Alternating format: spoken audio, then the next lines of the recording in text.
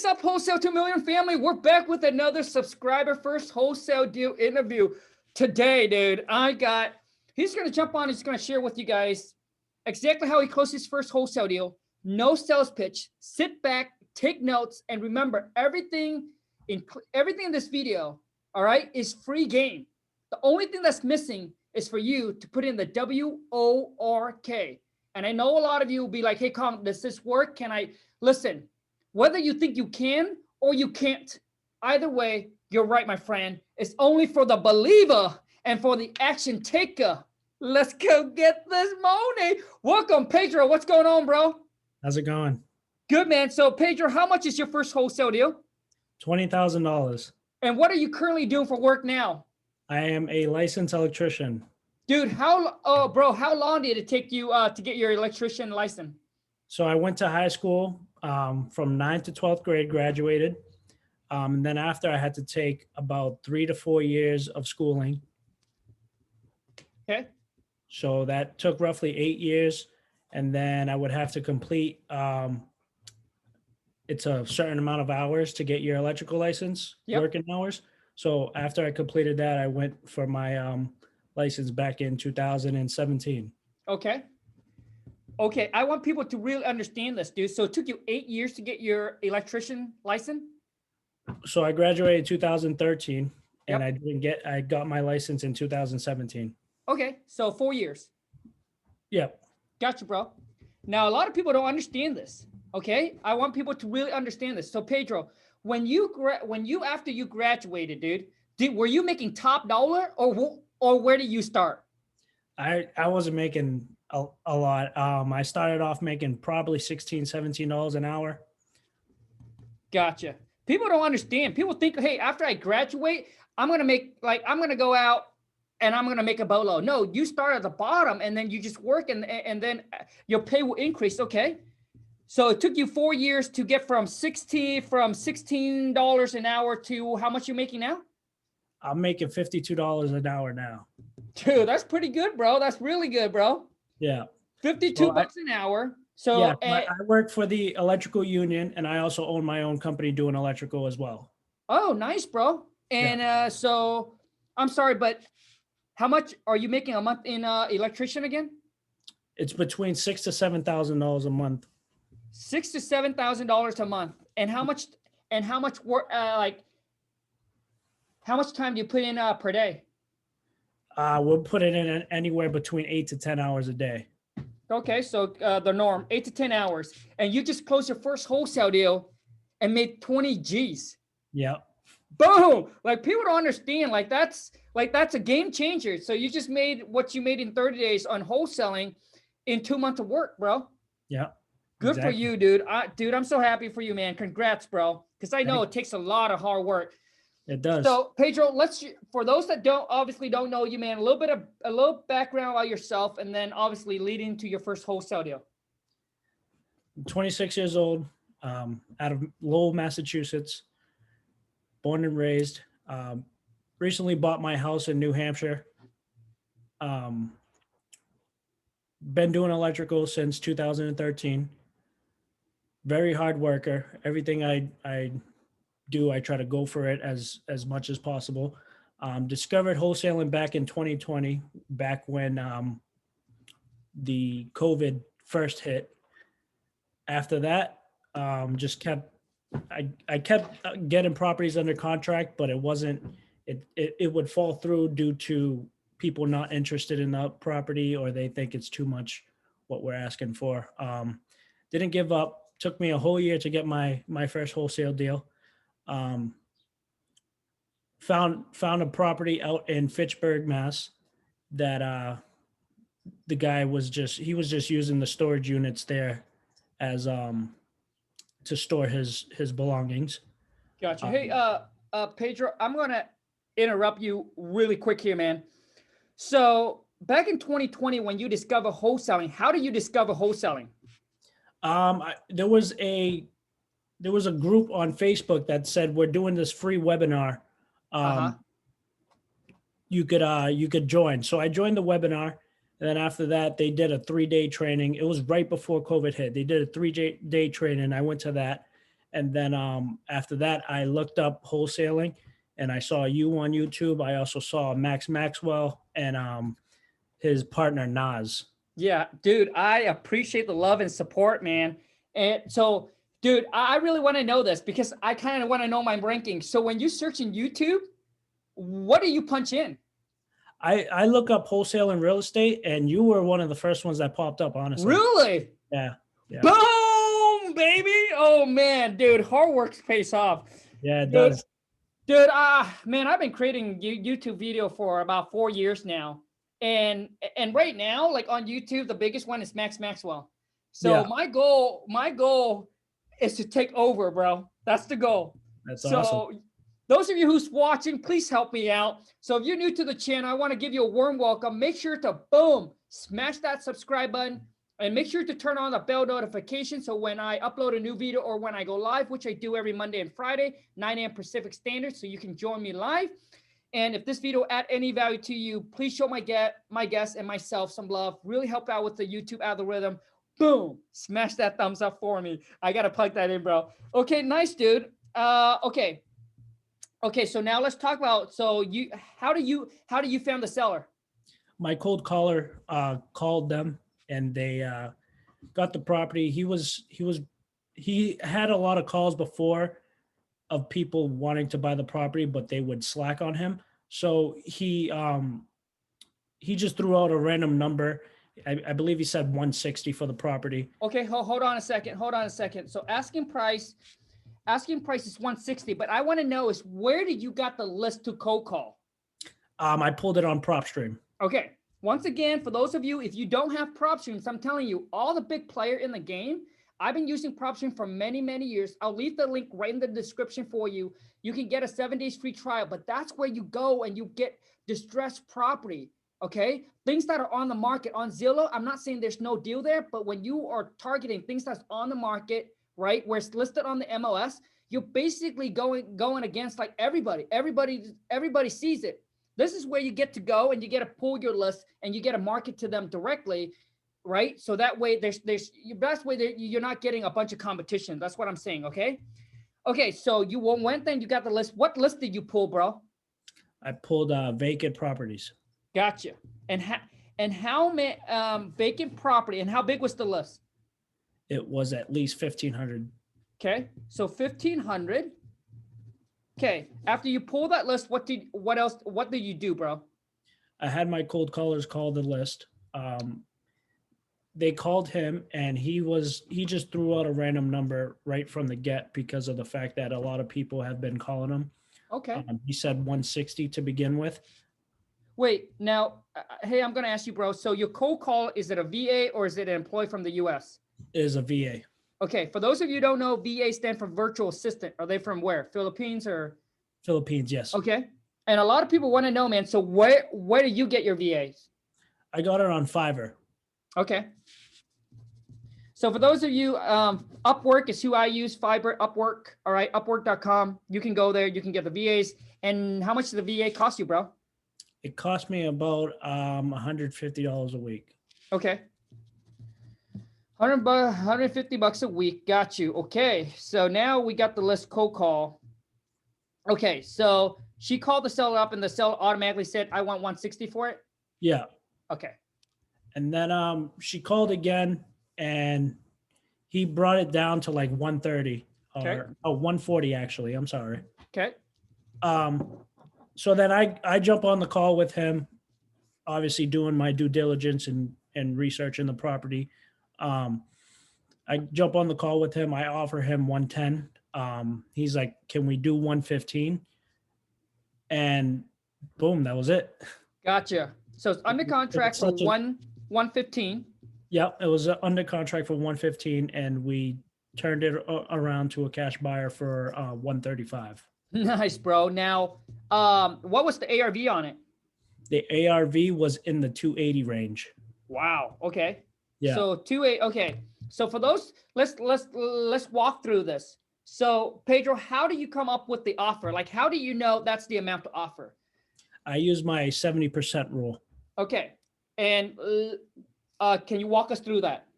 So it would be the ARV, which is 280. Yep, minus 70%. Okay. So that would be times 70%.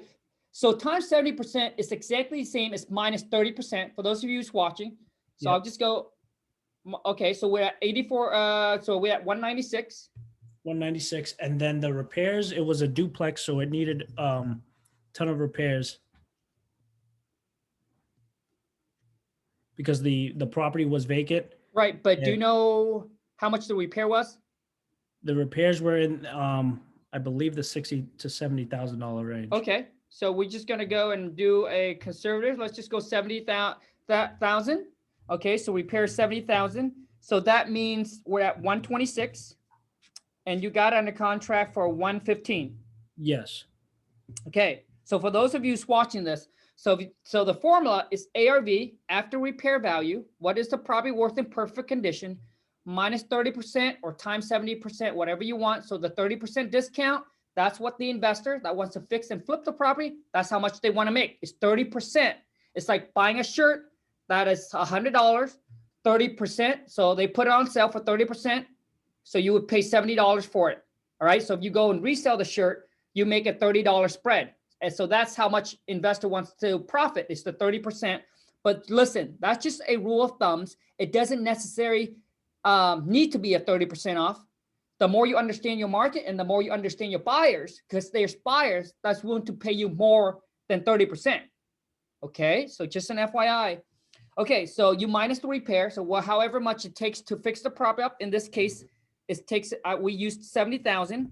So that puts us at 126. So 126, if you use the 30% rules, that's what the buyer, the cash buyer, would pay you. So anything that's less than 126, that's your profit, okay? But you lock it up for 115 and you're able to wholesale for 135, which is, that's more than the 126. Yeah. Okay. So there was a multiple cash buyers that were interested in the property. I said first one with a $5,000 non-refundable sent to the title company. We'll get the property. There's a few that we put a lockbox on the door. There's a few that walked the property. There was this one particular guy. He said, I want it. And he's like, where do I have to send the check? So he sent the check right to the title company. We got everything situated. We were supposed to close May 19th, but we closed 10 days sooner. Oh, nice, bro. Okay. So hold on a second. So how do you find the cash buyer? So what I did is I got a list of cash buyers that I did my research on via Facebook, the Massachusetts Real Estate Association. Okay. I looked up cash buyers there, and I also look up cash buyers on PropStream as well. Okay. So for those of you listening, once again, okay, so whichever market you're in, there should be a local Facebook group specifically for that area. Okay, so that's where you can go and find other wholesaler that you can work with and finding cash buyer. And what Pedro just mentioned was PropStreams. A lot of you don't know this, but beside pulling distressed property list from PropStreams, you can also go and pull a cash buyer list. Okay, so you go there, you go into PropStreams. There's a check where you can check. Typically, we like to get anything that's sold within the last 6 months or so. If you want to, you can even go 12 months. All right. Just click on all the cash transactions and then it'll give you a list. So once it gives you the list, you skip trace and then you call these cash buyer up. Now I want to know from you, Pedro, is that where did this cash buyer come from? This cash buyer came from Facebook. Okay. Facebook, Massachusetts, right? Yeah, the Massachusetts RIA. Nice, bro. Okay. Now, when you send the deal out, Pedro, how many buyers was interested in it? There were at least 6 to 7 buyers that walked the property. Right. Okay. And this is the one. So how long did it take you to find the buyers and get it sold? It took me over the weekend. So I put it up on Friday, and by Monday the non-refundable was deposited to the title company. Nice. And how big was the non-refundable deposit with the buyer? It was a $5,000 non-refundable. Nice. So I came out of pocket $0. So, dude, Pedro, so what was the earnest money between you and the seller? It was $5,000. Okay. He wanted a bigger earnest money. Gotcha. So I had my cash buyer put the 5,000 non-refundable, and I just came out of pocket $0. Dude, $0 and you end up making 20 G's on it. Yep. Good for you, man. Okay. So now I want to say this because with today's real estate market, I think this is for future deals. I would send the deal out at a higher price just because the market right now is just so hot, right? Yeah. So I would send this deal out for a lot higher, maybe at a let's just say a 25% discount. So let's do the math. So we go 280 minus 25%. That put us at 210 minus 70,000. That put us at 140. So with all my deals now, depending on the area, but I send them out for at least 20 to 20% discount, not a 30% discount. That way, if within like, so typically how I do it, I send it out for a 20%, right? At a 20% discount. And then if I get no traction within 3 days, I'll drop it down to 25% discount. And then I'll wait for another 3 days or so. If I get no action on it, then I drop it down to the 30%. And for those of you who's watching this, typically at a 30% discount, you should be able to find the buyer if all of your numbers is correct. And obviously depend on what market you're in, but I would say 90-something% of the market at a 30% discount in today's real estate market, how hot it is, you should be able to get it sold. Yes, I agree. Nice. 30 days closing on this, right, Pedro? Yes. Nice, bro. Now, I know that a lot of you that also watch this and say, well, it took Pedro a year to close his first deal. But dude, it took him 4 years to learn how to be an electrician. And exactly. So the thing is, because I get people comment all the time, but the mindset is corrupted. Oh my God, it took him 6 months to do his first deal. I get people comments like, oh, it takes him 6 months to make 10 G's. But dude, you don't understand now you have the knowledge that you know that you can go out there because you spend those 6 months or so, whatever, basically learning and self-educate. And now you go out there and people ask me, so how quickly can you close on a deal? Dude, a deal can be done in 15 days or less. Okay. Yep. So now you have the knowledge, you can go out there and you can create this 10 G's over and over again. But I get a bunch of, I don't know what it is, man. Some lunatic just come and say, oh, why would you spend 6 months to make 10,000 when you could have spent you could have made 10,000 in whatever, right? Yeah. You get it. One thing that I could say is that getting the first deal is very hard. After that, they start coming in like crazy. I'm working on another deal, potentially $15,000 in the same area, Fitchburg, Mass. And I'm also working with Roman Johnson. I believe you spoke with him. Yep. Also working with him. He's got a couple deals in the pipeline that we're about to close as well. He's been helping me out with the multifamily stuff. And I've been doing some of the multifamilies in my own market as well. Nice, dude. Good for you, bro, man. I'm really happy for you, man. I love, because I started from the bottom. So I love people that have that work ethic and find something that they want to do, and all of a sudden that it's working for you, man. Good for you, dude. I'm so happy for you, bro. There's definitely no giving up. 1 year later, and I still got my deal, but I'm still gonna keep on trucking with it. Good for you, dude. So Pedro, what are some tips, advice, or feedback? Between that time period of 1 year to where you are now, what are some tips and feedback to help people cut down their learning curve, dude? Definitely pay attention to Khang when he's sharing the YouTube videos, because that helped a lot. And also consistency is key. You definitely want to be consistent in this real estate game, because once you give up, you're not going to want to go back to it. lot of people does say cold calling is hard to do, but it's definitely one of the best things to do. I agree with you, man. I agree with you 100%. It's the quickest and the cheapest way for you to get in front of a seller. Yeah. Is pick up Because the phone and call. One phone call away could get you $20, $30, $40,000. That's right, man. And I think Max, the one who said it. You're one deal away, right? Yep. You're one deal away from changing your life, man. Yep. So, Pedro, before we wrap this up, I want to ask you, dude, is that what are one lesson that you have learned, dude, throughout the whole entire process?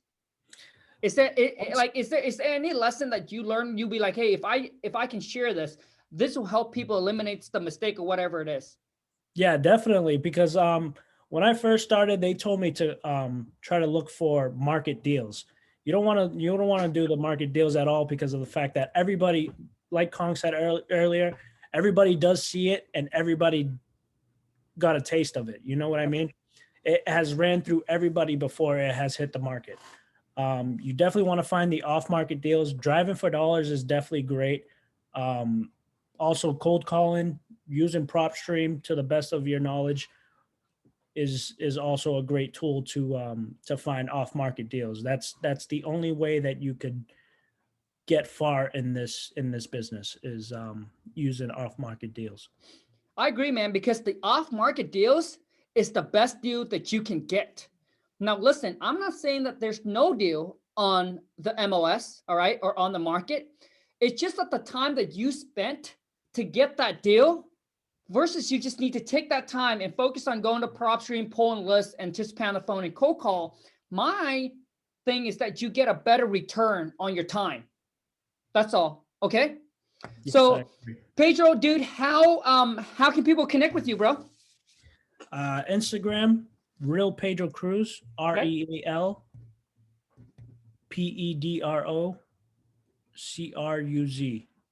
The Real Pedro? Yep, Real Pedro Cruz. Okay. Is that it? Yeah, that's pretty much it. That's all I pretty much use. We could definitely JV deals if you're interested. It's just bring consistency if you want to JV deals, because consistency is key. I like that, bro. So, Pedro, any last word you want to say to wrap this up, bro? That's pretty much it, honestly. Awesome. Those of you who's watching, man, honestly, I really hope that this interview really adds some value to you. If you recently just closed your first wholesale deal, I love to bring you onto the channel so you can share your stories. The reason I do this is to inspire and motivate, to let people that are watching, that are struggling, trying to get their first deal, or maybe you close your first deal or second deal, but you're trying to scale up, all right, to the next level, putting team and system in place. I want to let you guys know that regular people like me, Pedro, like we're out there, we're actually wholesaling and making money from it. It does work. It's just, you just got to put in the work, because nothing works if you don't. Come on, man. Shit. Pedro, thank you so much for your time, bro. Congrats. I wish you all the best, and keep me posted on your success, bro. Thank you. Have a great Take day. care, you guys. Ciao. Bye.